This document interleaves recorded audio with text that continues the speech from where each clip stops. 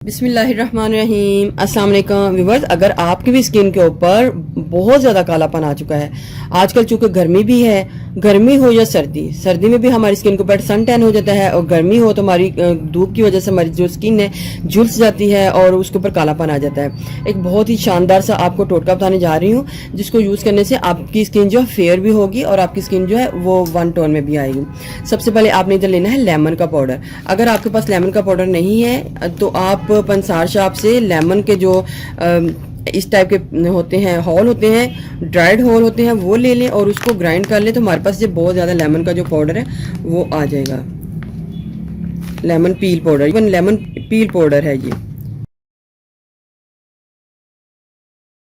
ठीक सी कंसिस्टेंसी में इसको रखने के लिए आप इसके अंदर मुल्तानी मिट्टी को भी डाल सकते हैं और बेसन को भी डाल सकते हैं, लेकिन इधर मैं इसको सिंपल ही रख रही हूँ और दूध के साथ इसकी एक तैयार कर लूँगी पेस्ट।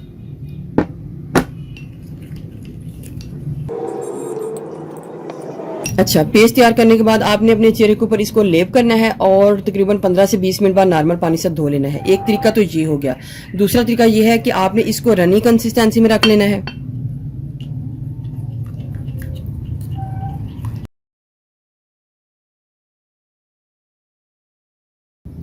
ये हमारा क्लिनजिंग मिल्क बन जाएगा। आप इसको स्ट्रेन कर लें, नहीं करना तो आप इसको ऐसे भी यूज़ कर सकते हैं। कॉटन बॉल की मदद से आपने अपनी स्किन के ऊपर इसको क्लीन करना है, ऐसे हल्के हल्के हाथों से।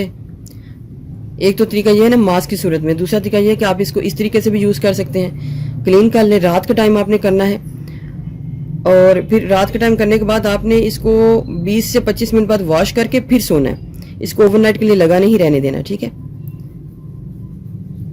2 से 3 मिनट आपने इसका मसाज कर लेना है, डिप करते जाएं, मसाज करते जाएं।